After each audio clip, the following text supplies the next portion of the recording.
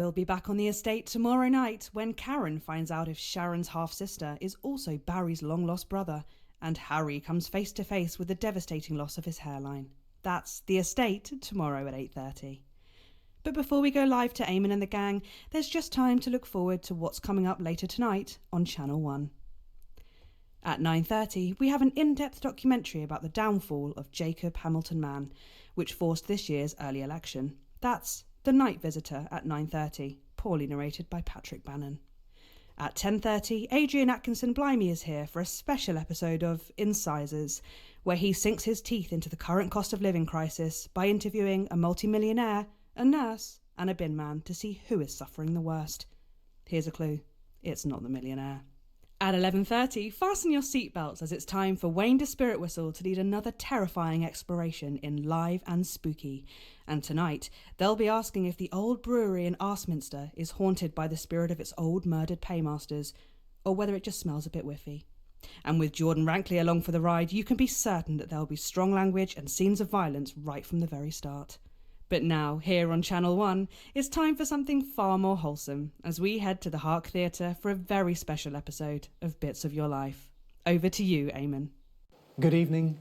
I'm Eamon Titley. Behind me is a true TV legend, now running for Prime Minister, everyone's handiest man, Peter Clement. Now, Peter thinks he's here tonight to record a special reunion edition of Just the Job, but as always, viewers, you know better.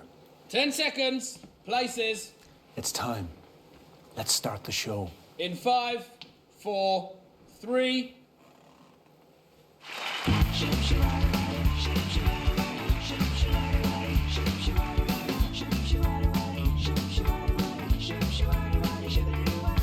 When you're feeling restless and you just can't stay the course, I got just the job. When you smell an odor, but you just can't find the source, I got just the job. Get me in the morning, bright and breezy jab. I'll take my great big plunger and I'll slip it down your trap. And once I'm finished pumping, this is your show, Nia, yeah, 'cause that's just the job. Thank you, girls. Cracking stuff. Good evening, friends. And yes, it's true, I can hardly really believe it myself, but we are back with this special one-off reunion episode of Just the Job. And to be clear, it's the show that you remember. With the old sidekick, Little Jimmy's chisel, some top tips on how to improve your DIY, and of course, some special guests from Just the Job's illustrious past. And I know what you're all thinking. Oh, there's an election coming up. But there'll be no politics tonight. Not on this show, and that is a Peter Clement promise. So let's kick tonight off with a slightly askance look at the mighty Bevel, because you never know. Just hold it right there, please. Oh, come on. It's you. Yeah, it certainly is me. Oh, you naughty fucker. Sorry, Frank, did you know about this? Yeah, look at that face. Of course you fucking did, Peter. you fuckers. You thought you were here tonight to record a special reunion edition of Just the Job. I can't believe it. But tonight, Peter Clement, these are the bits of your life. Come on, let's get you back to the studio. You fuckers, I'm gonna undo. And I can't bloody believe those bloody dancers knew about it all the way along. They knew. They're all part of this way, Peter. Mind your step there I didn't now. bloody know. I can't believe it, though, mate. Well, listen, I'm a huge fan of your show. I think it's incredible. I've never believed that people didn't know. He's loving this, viewers. I didn't believe Here it. we go. Right in there, Peter. I am absolutely bloody flabbergasted. I mean, I haven't been this species since I was about 3 fucking years old. Oh, lovely family show, Peter. Yeah, well, they know what I'm like, mate, don't they? There we go. Lovely. Hello, Brownie. Thank you so much. Lovely to meet you. Thank you Peter very much Clement indeed. running for Prime Minister. Of course I can have your vote. So, Eamon, how long have you been planning this, Eamon? Eamon, how long have you been planning, Eamon? Eamon?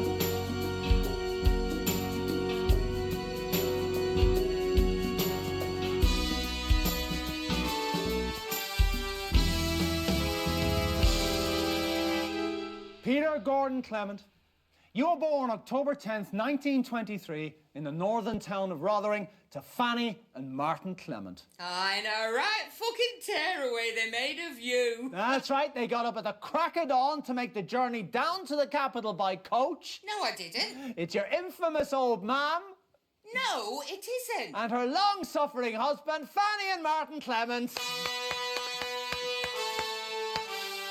You're not them. Should I go and get them for you, love? No. Let's just stick to the script, see what happens. You pop your piece in there and then head over to the sofa. Rightio, pet. Hello, pets. Make the best of us. And not the worst. Chelsea bloody Bonds.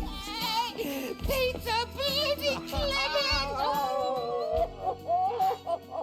Okay, lovely. Let's all take a seat now. That's great.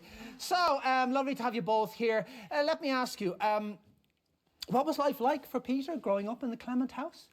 Fucking hell. Well, I think, for both of us, really, it was about his father's, right? I mean, mine, he were never there because, what with work and the pub, of course. But I reckon that were a lot easier than it were for our Petey because his no mark of a father were always there. Me mum kept him in line most of the time. Yeah, she did, love. But, I mean, what about when she went to bingo or, when she took that part-time evening job? I kept her safe. Come on, Petey, love. I've spent my whole bloody life trying to make up for the lack of love off me pa, right? And I'm sorry to say this, love, but Petey here, he spent his whole life trying to make up for the lack of happiness. Oh, that's not fair. I had a good childhood, for the most part. You didn't, Petey. Sorry, love, but neither of us did. Well, that got serious quickly. Chelsea, what's your name?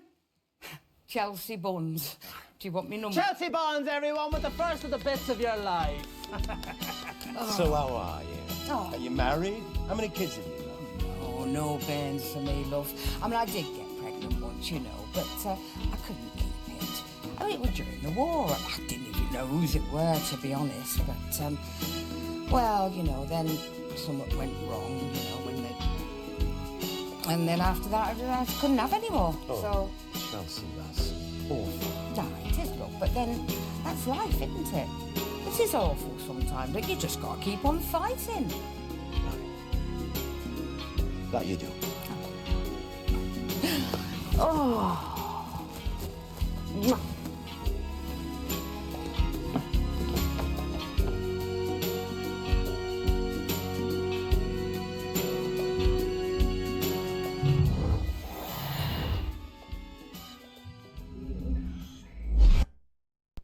In 1938, you were a 15-year-old at Rotherham Elementary, but already you had quite the reputation as a ladies' man. Who's this, Peter? Well, if you don't know my voice by now, we may well have lost the election. Well, It's Julia Salisbury. no, it isn't. It's your childhood sweetheart, Chelsea Bonds. She has literally just been on, Eamon.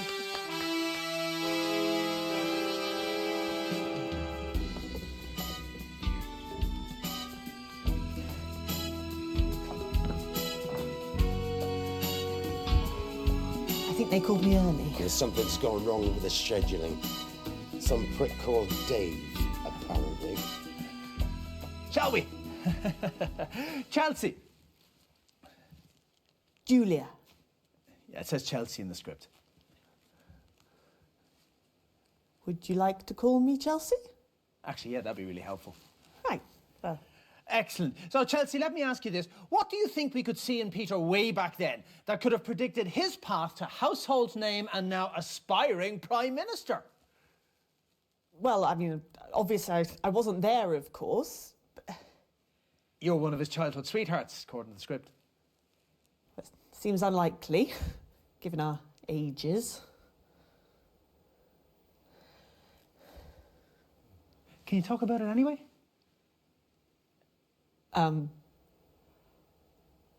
Well, I would imagine that that Peter was quite charming in his heyday and probably left behind a trail of broken hearts. Oh, just a couple.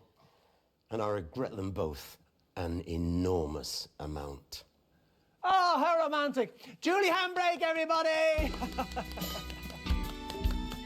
See you for the finale. They want us to sing, apparently. Can you sing? Guess we'll find out.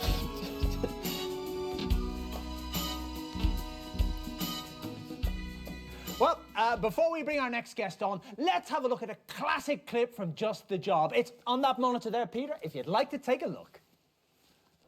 I still remember it like it was yesterday. The fax actually came down while we were on air. How insensitive is that? Well, I took Peter to one side while Jimmy did his solo spot Jim's things. I didn't want Peter to hear it from anyone else. Anyway, what happened next? It's history. Well, let me tell you, ladies and gentlemen, that a team of surgeons laboured for hours removing that from a badger. And it was totally worth it, as this amazing Phillips screwdriver is the first of today's items that's to become one of Jim's things. And next up we have this totally pointless piece of tat, no doubt rescued from a bin somewhere. You all right, PC? No. Not really, LJ. What's the matter? You look like you walked in on your parents. Leave it, mate. Leave it. You just had a fax from the higher-ups, those who know better. I thought I might read it out for the viewers at home. What's going on? Well, I know what you're thinking. A fax? How modern! Well, to whom it may concern, latest viewer feedback from test audience. Show and host feel tired and past their prime. Show and host, fuck's sake. Sidekick looks like he'd rather be somewhere else most of the time. Fair point. Bringing Frank on camera regularly has not improved engagement. The audience say, yeah, Frank. Jesus, Pete, my mum watches this. The guests are mostly unknown to the audience. Then don't cut our fucking budget. You pay peanuts, you get these fucking monkeys. I'm doing my best. Look, it's not your fault, Gnashing Norman, but to be fair, you're a one-and-done act. I've got range. Have you? No, not really. New segments seem desperate. Should we really be reading this out? Well, of course they're desperate. We've been doing this show since you prosperous assholes were just a bulge in your pool boy's trousers. PC, think it through, mate. Under the circumstances, the prudent option seems to be curtail the current season to a contractually obligated conclusion in 3 weeks' time. Frank? Sorry, Jimmy. It's true, mate. 3 more shows? Yeah. And then we're done? Yep. How am I going to pay my bills? Dunno, mate. No. I am not standing for this. You listen to me, you TV moguls. We're not standing for this. There are supposed to be another 15 shows in this season. 15! You want 3? 3? That's not even enough time to finish the fucking joints on the ottoman. Fuck your 3 shows! Yeah, fuck your 3 shows. Frank. Yeah, fuck your 3 shows. You can have all 15. Yeah. Or you can have none. What? The studio called his bluff, of course. We were off the lot that Friday. What fantastic memories there from one of the nation's most beloved TV shows. Now, Just the Job had 2 successful runs, of course, from 58 to 64, and again from 1972 to 1976. And across many, many of those shows, there was always one man by your side. I have an enormous tool up me. Ah, Christ! Oh no, it's Peter Clement. Not so enormous. That's right, a man who needs no introduction, but we're giving him one anyway. It's not your sidekick of almost 13 years, little Jimmy Chisel. It's... Christ, it's some sort of bloody Yeti.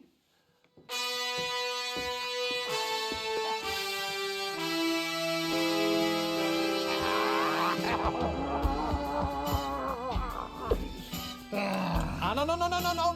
Not there, thank you. So, you're certainly in a position to give us a unique insight into this bit. This Kyrgyzstanian Special Reserve vodka. It light fire in you. Men have given up their virgin children for just one glass of this. That's probably not true. For every drop you spill, I cut off one finger with this. Oh, that's a bloody big one you've got there. Yes, it was my grandmother's. I'll put it away, mate. Stop the theatrics and pour the bloody drinks. Yeah, I'm surprised they let you into the studio with that, you know. I thought there would have been some sort of search or something. You don't search an ambassador, pal. Anyway, he's got diplomatic immunity. He could cut your tongue out and they couldn't touch him. Down in one, yes. Like village sex goat. I don't even want to know what that means.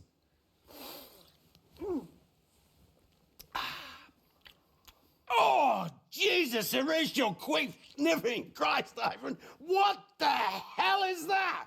That, Peter Clement, is the reason you wake up in morning in cell facing firing squad, yes? Another. Oh, let's just give us just a minute, pal. That first one is still stripping the skin off my stomach. Peter Clement and I fight in war together, Dasley men. Units are in Konislava. We were ambushed. Smoke is everywhere. It's burning my eyes. I'm separated from my squad, lost in fog. I hear bullet whiz past ear. You hear bullet whiz past ear. I was in a fairly competitive darts match once. No, not really. Out of smoke come man wearing mask. Smoke is not just smoke, you see, it's a poison gas. He come over to me, take off mask and put on my face. He lead me out of fog. We share mask, pass back and forth. He bring me to cellar under shop. We collapse there, coughing out muck from lungs and crying. 5 days we were there, ate what we could find. Mainly dog food. And a tin of peaches, but we did spill most of it fighting over it. On morning of 6th day, all is quiet above. We venture out. No one is there. It's like, how you say, ghastly town. Ghost town. Nothing but corpses, cinders. No one is there. Everybody is gone. We fight to death over small town and nobody won it anyway. We didn't even find out who won that day. Nobody win. Everybody lose. Except maybe us. Took nearly 4 weeks crossing country before we got to command. By the time we reached it, we'd had a few scrapes. And we knew we'd be friends for life.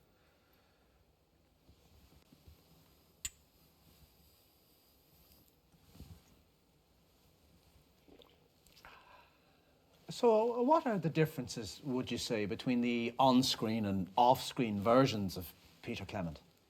Simple. On screen, Peter Clement never had to kill anyone. Yes, and actually, we've got some archive footage here which shows exactly what you were talking about. Oh, dear God, I hope we don't. Let's go to that now, shall we? Well, when it's a fiddly task, I know a little fella who's just the job. Let's turn to my trusty 7-inch... my trusty... who's been messing with my tools? I'm not kidding, Frank. Someone's been messing with my tools. He should be here, she should be there, and this fella's all wonky look. LJ!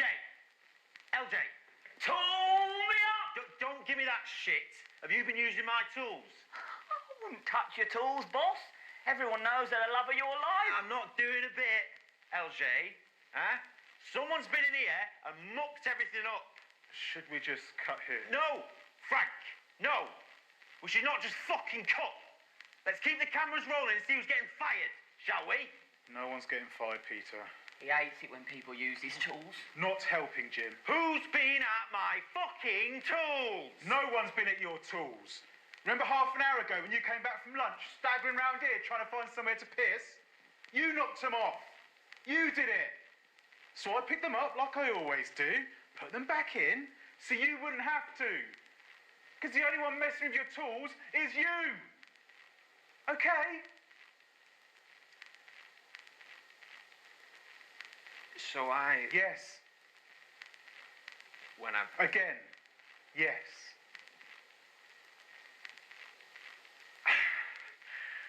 Well, this is bloody awkward. Sorry, everyone. Sorry, LJ. Such a dangly twat bash. Who's been at my tools? Well, viewers, I think we've all learned something today. Don't get plastered at lunchtime. No, shite, no, we're never going to learn that. Hey, viewers. No, what I've learned today is always set your toolbox back from the edge of the shelf. God, I'll be misfiling the hinges next, honestly.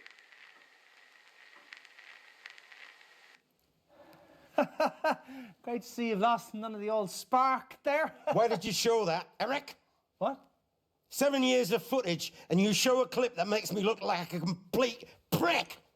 It's a very human moment. Don't ambush me, Eric. I'm not in the fucking mood. It's very unpredictable drink.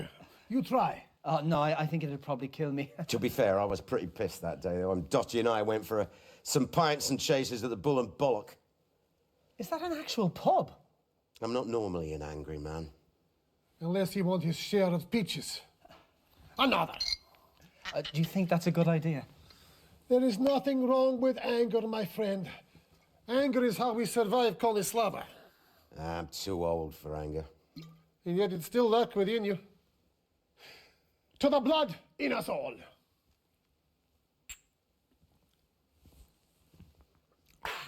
And there we go. Right, let's get you out of here. Ladies and gentlemen, magnificent Sasquatch.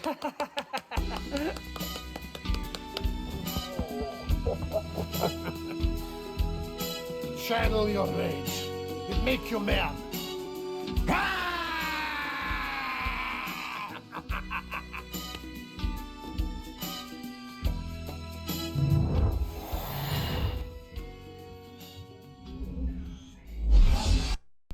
In 1941, long before Just the Job ever aired, you, like so many men of your generation, were conscripted into the army to go to the continent to fight. And it was on those very battlefields that the strangest of friendships was born.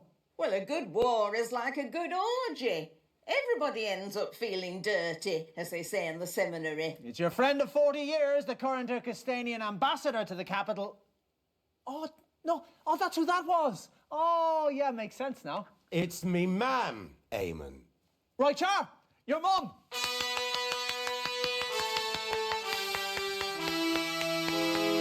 And your dad, too.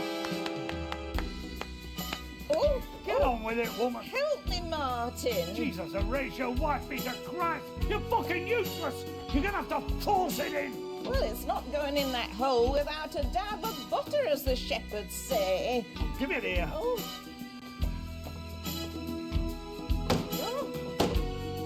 Why must you always be so loud? You can bloody talk, woman.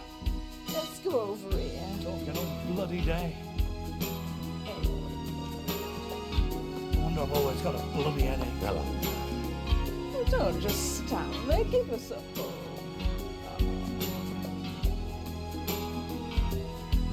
Son. Let's get on with this then, shall we? Oh, have you got somewhere you need to be? Snooker's on at 9. You'll be asleep in front of it by 5 past. Must you belittle me everywhere I go, woman? You do that to yourself. What's that, son? Don't worry about it. No, go on. Say it for once in your poncy celebrity life. I said you belittle yourself. That's right, is it? Yeah, the way you speak to our mum. Oh, I don't mind. But you should mind, ma'am. You good mind. It's just his way. No, don't just let him off like that. He's a bully. I never took my belt off to you unless you really deserved it. I had to hide from you! Under the stage of the bloody school. It was the only safe place I had. You ungrateful little gobshite! I don't have to sit here and listen to this. Come on, Fanny, we're leaving. See you after, eh? Jesus, Horatio Knobslurper Christ! The ingratitude! Ingratitude? Fuck off!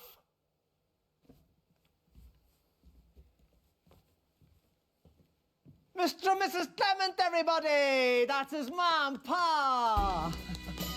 Yeah, no, don't bother, they're gone.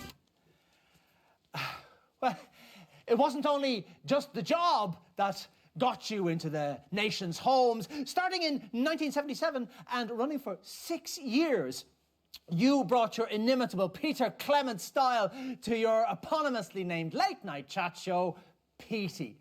Let's take a look at a clip of that now. Peter never wanted Tim Hill on the show. He used to call him a ventriloquist who can't even be asked to throw his own voice. But he was hugely popular with the viewers, loved in the country. One morning, I had Dorothy and Peter absolutely screaming at each other in their office. Even with the door shut, you could hear the swear words. Actually wasn't uncommon. Peter and Dorothy, Miss Hammerman, had a very direct relationship. Some of the crew said they had learned so many swear words they'd actually seen it as a bonus.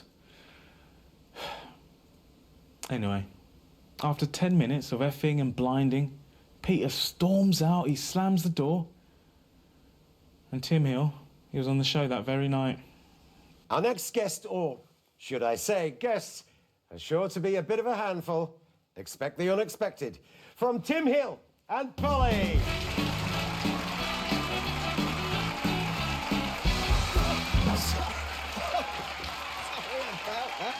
Oh, she's a bit protective. Yeah, no problem. Grab a chair.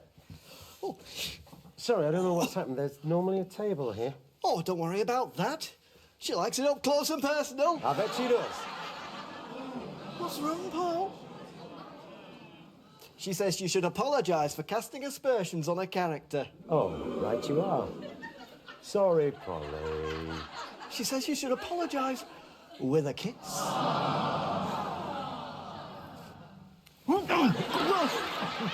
Steady on, Paul. Careful, you little thing, you'll get me into trouble with Mrs. C. She says she's not afraid of Mrs. C. I can't say that. But I can't. Oh, yes, you can. She says she's got nicer legs than Mrs. C and Anita. Watch yourself, pal. I told her we wouldn't like it. Mrs. C is a very private person. I would thank you both to leave her out of this. Got that, Paul? Quiet, you lot. She really is very sorry. She just wants to laugh. Oh, for pity's sake. She likes that. Yeah, I can see she does. Yeah, take it easy there, Polly. It's not me, it's her. She must really like you. Yeah, watch it there, pal. Oh, hey, Dotty. Yes, Mark, the cameras, darling. Hey, that's my evening. No, stop. And we must have touched a nerve there. That's not the only bloody thing you touched. What's that, Paul? It better be a bloody apology. You can't just go around touching people. That. What did she say? I can't. Oh, yes, you can. She says, if that's your J. Johnny Johnson, she feels sorry for Mrs. C. Right. Obviously, we've had to drop the signal there, so viewers never got to see what happened next. But I can officially reveal, and this is an exclusive, that Tim Hill got a black eye and refused to work with Channel 1 again. Peter got an official reprimand from Bozeman and the higher-ups, and in his usual manner, just totally ignored it. And Polly, she got her head ripped. Experientially, I'd say 0. Marvellous. A bad feeling. 10 seconds, everybody. It'll be fine. Bad feeling, Eric. Okay, we're going in 5, 4, 3. Unforgettable stuff. But while you took all the credit, arguably, someone else did all the work, didn't they now? What are you trying to say, Eamon? Just saying what's in the script. Are you calling me an ingrate too, pal? No, not at all. Do you want me to come over there? No, you're fine where you are. No, don't bother. Maybe have a nice coffee. Eric, can we get him a coffee? You want to watch your fucking mouth, pal? Right, Jar, yeah. Who's out there, for Christ's sake? Chew me up. Oh, thank Christ. It's little Jimmy Chisel. You okay, Eamon? Let me see what you can do. I'm staying out of it. Boss? Having fun? Not really. Oh dear. Sorry to hear that. You? No, not really. Is it safe now? Calm down. Never calm. All good, Eamon. Right, great, super lovely, brilliant, fantastic, super great, really, really good, great. Eamon, for fuck's sake, ask a question! Absolutely. PT ran for nearly 6 years. What are your favourite memories from all those shows? Really? That's what it says in the script. What was my favourite moment from Petey? Yep. A show I wasn't in and never watched. Yeah. Well, I imagine it was some lumbering turd of a show that somehow got by on what others would call that Peter Clement charm. Nice. I'd imagine Pete was a drunk throughout and a bully to his co-workers. Where's all this coming from, LJ? It's just Jim, okay? Just fucking Jim. That's fucking hard, is it? You might want to moderate your tone, Jim. Or what? You put a fucking hammer through my foot again. That was just a laugh. You found it funny at the time, I remember. No! You found it funny, you cunt!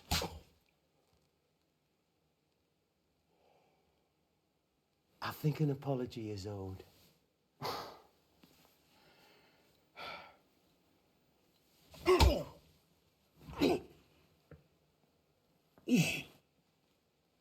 Sorry.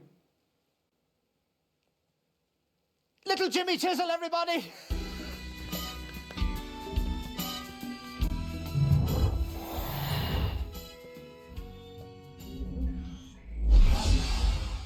And that brings us to last year, when you surprised the whole country by announcing you were giving it all up to form a new political party. And because the final part of bits of your life is always the future... I think your future might involve stitches, darling. OK, that's Dorothy Hammerman. Dorothy Hammerman, everybody! Personally, I think you should have brought the father back, Eamon, darling. I'm starting to think no one's in control of the calls. Yes, it does seem to be a show coordinated by a madman. Oh, don't get up, sweetie. That looks very nasty. Should we call an ambulance? Nah, it's just a scratch. I've had plenty worse. Prick and barely punch! Fuck you! If you say so, darling. Eamon, it might be a good idea to have a medic waiting at the end of the show.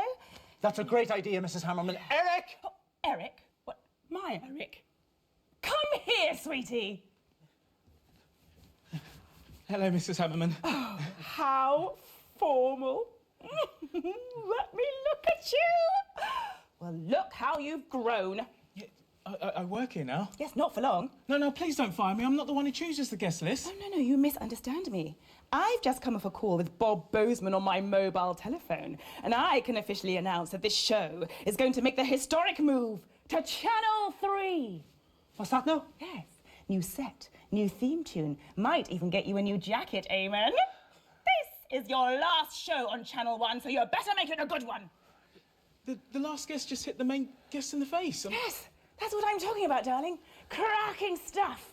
This is what television will be in the next millennium. So, let's get on with it, shall we?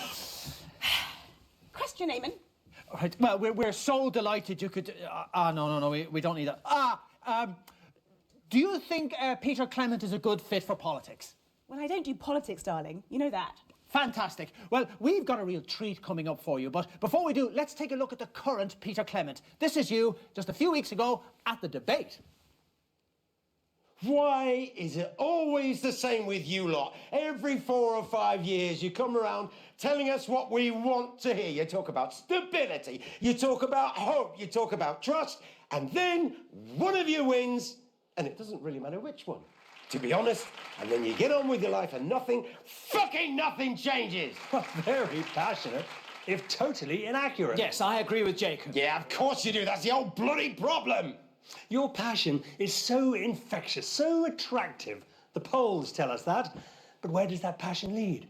How will your passion help when our neighbours are laughing at your ridiculous monetary policies? When you bankrupted the nation, what will your passion do then?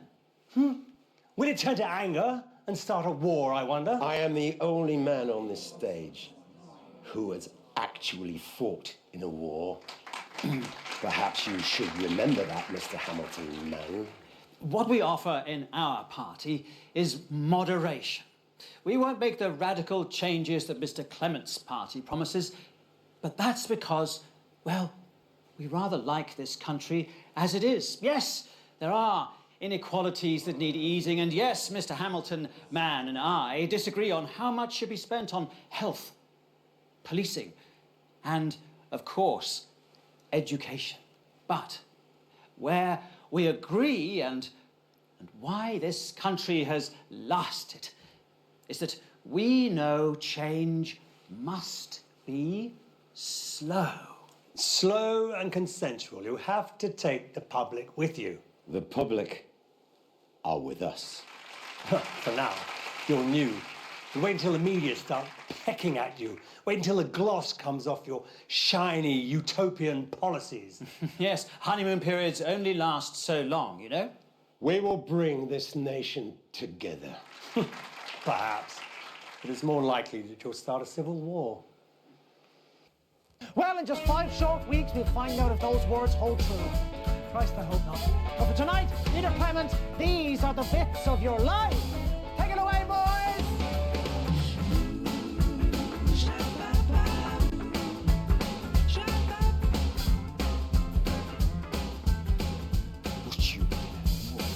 Said, when you fucking look at... Not fucking much. Ah, come on, now let's just do the song and we go... Leave them fancy men. Hey, let them solve their problems like men, yeah? Could you please put the knife down, Mr. Bubbridge? God, son, fucking twat him. It's only for effect, don't worry. I am quite worried. You want to do this, do you? On national television? Oh, seems fitting. What's up piss arsing about? Come on, then. No, Peter, go. It's not worth it, love. Shut up, you stupid bitch. Who asked your opinion? You're as loud-mouthed now as you were back then when you were the town bike.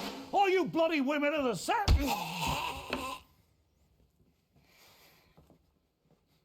This is on you! All of it! Seeps down the generations like bloody mold! You bully me, I'd bully him, and this is where it all ends up!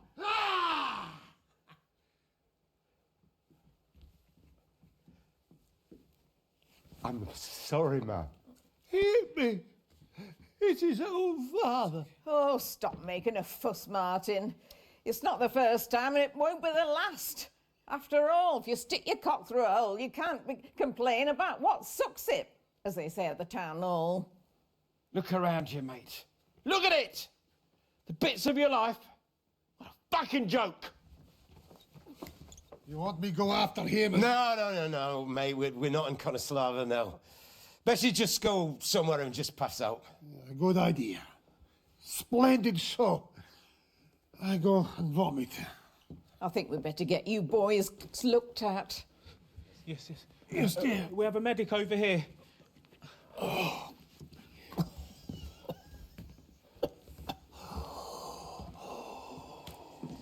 Okay, right, we do the song. Oh, yes, Em and Beck. Come on, let's do the song. Yes, the song.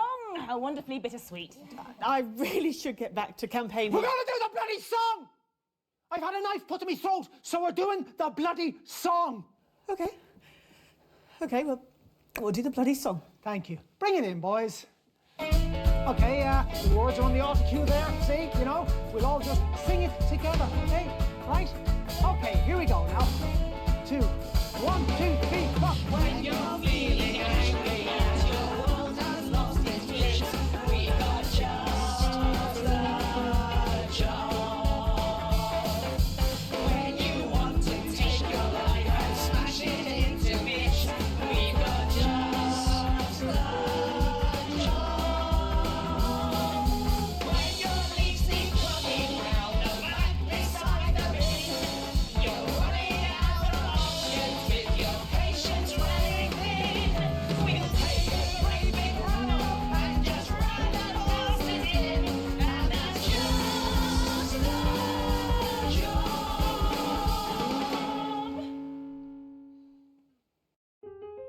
Do you ever feel like you're running in circles? Do you feel like every month costs more? You're not alone. Over the last year, more and more people have been looking to Advance for answers and finding that we have them.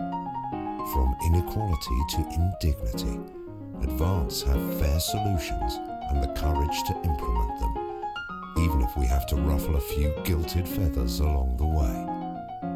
We're not politicians. We're people from normal backgrounds, people like you. It's time to bring a little normality back to our politics, and perhaps a little integrity. A vote for Advance next month is a vote for a fair share. It's a vote for a more equal society. It's a vote to stop running in circles, getting nowhere. Vote Advance on November the 8th.